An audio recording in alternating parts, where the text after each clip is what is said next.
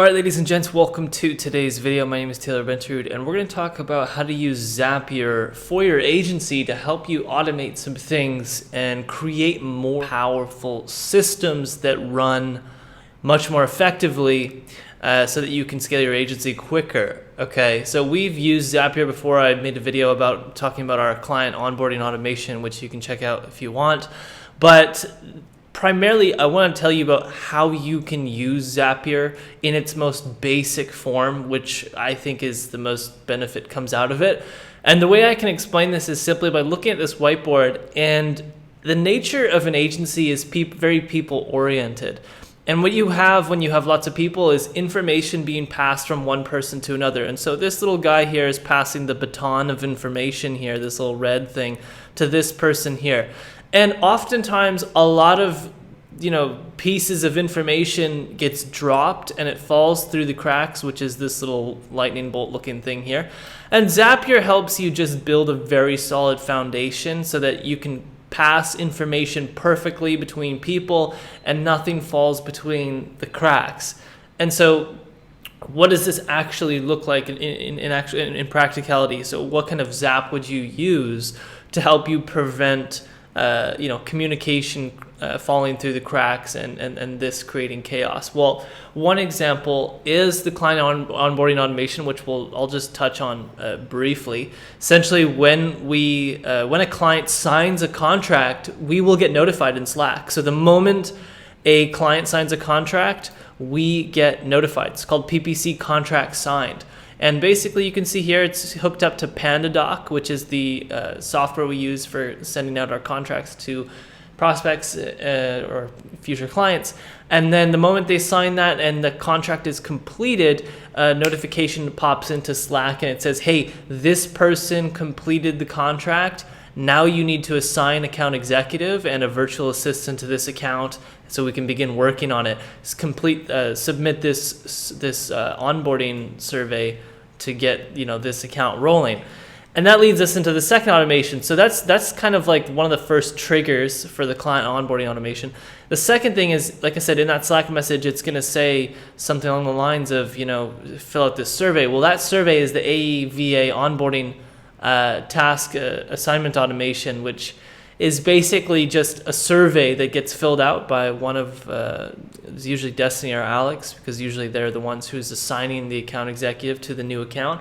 And they submit this survey, and then all of the information will auto-populate into Asana, and the person who's assigned to that account is going to be assigned with a lot of the onboarding deliverables and tasks that need to get done. And if they don't get done, it can cause all sorts of chaos. So you can start to see what I put in this whiteboard here, which is passing important information from person to person is very important. Using it for notification purposes. So when a contract is signed, you can set up certain triggers or alerts. For example, if the performance of an account is not doing well, you can set up certain alerts in Slack.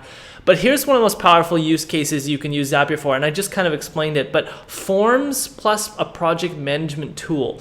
So you have Google Survey or Google Forms, and this is it's a free software, super easy to use, and you can create a form. And when you submit that form, that is the trigger of your Zapier automation. Now you can see how we have Google Forms. That's this purple dock here as the first step in these Zaps. These are the triggers.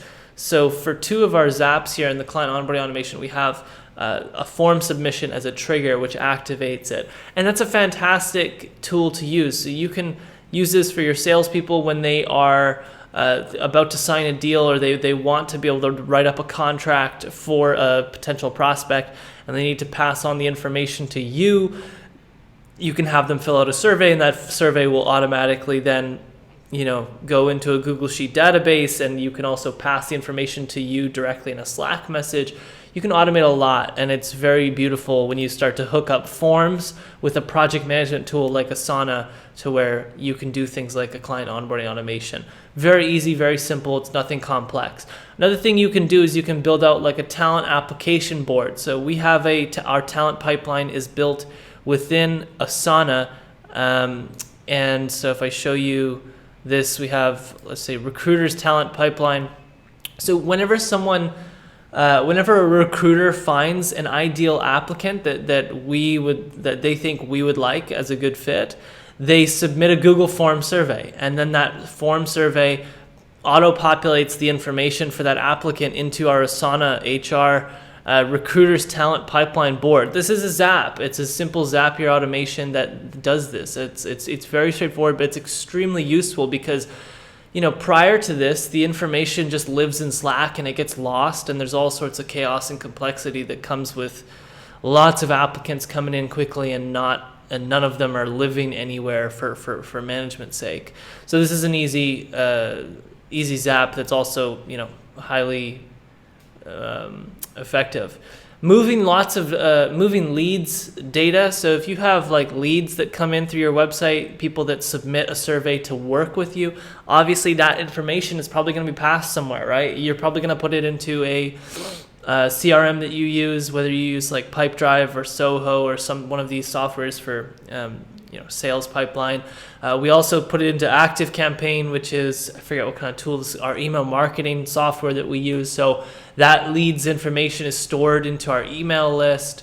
They get tagged in that email marketing software to be a survey applicant through the website, etc. So there's a bunch of different things that will occur there, and this is also tied to Zapier as well when it comes to saving the information of different leads that opt in through the website.